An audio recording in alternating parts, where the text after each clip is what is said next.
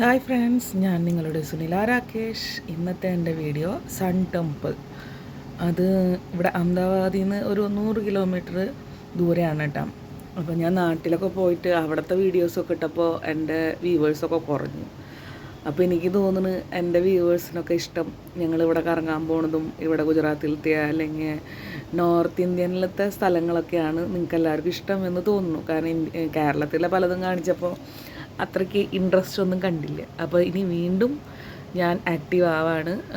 നാട്ടിൽ കുറച്ച് എന്താ പറയുക, നമുക്ക് ഞാൻ പറഞ്ഞിരുന്നല്ല, ഇത് സൺ ടെമ്പിളിൻ്റെ അന്ന് ഞങ്ങൾ പോയപ്പോഴേ അവിടെ ഒരു ഉത്സവം നടക്കുന്നുണ്ടായിരുന്നു. അപ്പോൾ ഇങ്ങനെ സണ്ണിൻ്റെ ഒരു ഇതുണ്ടാക്കിയിട്ട് അതിൻ്റെ ഉള്ളിൽ കൂടെ അങ്ങനെ കാണിക്കുന്നുണ്ടായിരുന്നു.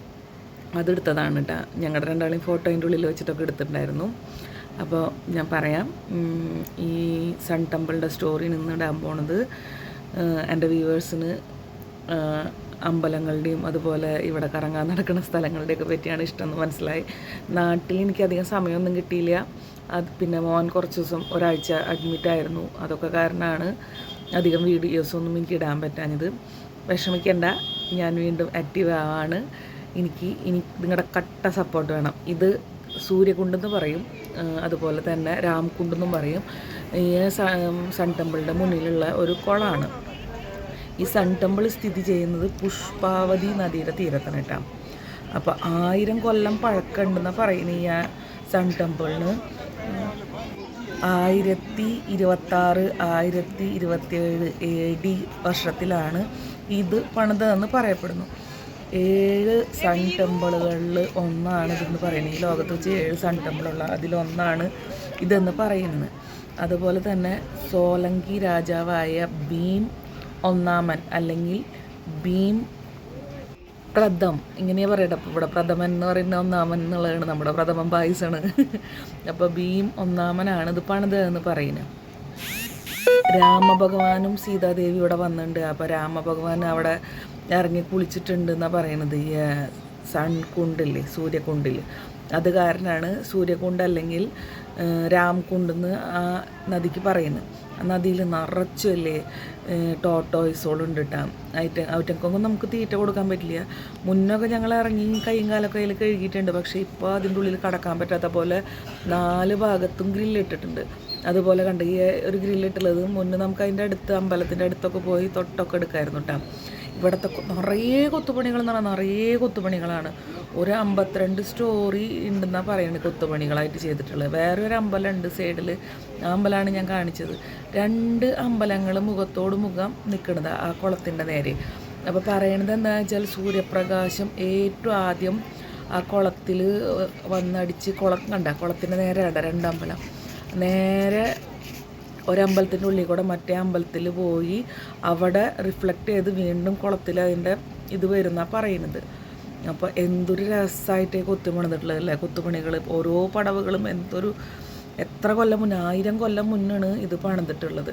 ആ 1000 കൊല്ലം മുമ്പുള്ള കലാകാരന്മാരൊന്ന് ആലോചിച്ച് നോക്ക്. അന്ന് ഞാൻ പറഞ്ഞില്ലേ ഇതിൻ്റെ ഉള്ളിൽ വെച്ച് ഞങ്ങളുടെ ഫോട്ടോ എടുത്തിട്ടുണ്ടായിരുന്നു എന്ന്. അന്ന് ഒരു എൻജിനീയറിങ് ആർക്കിടെക്റ്റേഴ്സോ ഒന്നും ഉണ്ടായിരുന്നില്ല. വെറും വാസ്തു വെച്ചിട്ടാണ് ഇതൊക്കെ പണിതിട്ടുള്ളത്. ഒന്ന് ആലോചിച്ച് നോക്കുക അന്നത്തെ കലാകാരന്മാരെ പറ്റിയിട്ടുള്ളൊരു അവരുടെ കഴിവുകൾ. 1000 വർഷം മുന്നത്തെ കലയിന് ഒന്ന് ആലോചിച്ച് നോക്കും. അതുപോലെ തന്നെ നമുക്ക് അവിടെ പോകുമ്പോഴേ അതിൻ്റെ അടുത്ത് ഗാർഡനൊക്കെ ഉണ്ടായിരുന്നു കേട്ടോ. അപ്പോൾ ഞാനും രാകേഷ് ചേട്ടനും ചെന്ന് ഒരു ഉച്ചയായപ്പോൾ ചെന്നു. അതിൻ്റെ അടുത്ത് ഒരു കൊഫെ പോലെ ഉണ്ടായിരുന്നു. അവിടെ നമുക്ക് ദോശ, ഇവിടുത്തെ ഫുഡ് ഒക്കെ ഉണ്ടായിരുന്നു. അപ്പോൾ ഞങ്ങൾ അവിടെ നിന്ന് എന്താ പറയുക, ഞങ്ങൾ കൂടുതലും ട്രാവൽ ചെയ്യുമ്പോൾ ഹെവി ഫുഡൊന്നും കഴിക്കാറില്ല. ഞാനൊരു മെയിനായിട്ട് ഞാൻ പലയിടത്തും പോകുമ്പോൾ ആലു പൊറോട്ടയാണ് എൻ്റെ ഫേവറേറ്റ്. രാകേഷ് ചേട്ടനൊരു മസാല ദോശ കഴിച്ചു, ഞാനൊരു ആലു പൊറോട്ട കഴിച്ചു, പിന്നെ ഒരു കോഫി കുടിച്ചു.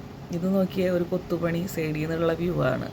അപ്പോൾ നിങ്ങൾക്ക് ഇതൊക്കെ ഇഷ്ടപ്പെട്ടെങ്കിൽ ലൈക്ക് ചെയ്യുക, കമൻറ്റ് ചെയ്യുക, സബ്സ്ക്രൈബ് ചെയ്യുക. അതുപോലെ തന്നെ രാത്രി ഇവിടെ ലൈറ്റ് ഷോ ഉണ്ട്, അത് കാണേണ്ടതാണ്. അതിൽ ഇവിടുത്തെ സ്റ്റോറിയിൽ ഈ അമ്പലം ഉണ്ടായ സ്റ്റോറി അല്ലെങ്കിൽ ഈ രാജാവിൻ്റെ സ്റ്റോറി, അതുപോലെ ഗുജറാത്ത് ഹിസ്റ്ററിയൊക്കെ നമ്മുടെ ഇവിടെ ലൈറ്റ് ഷോ ആയിട്ടുണ്ട്.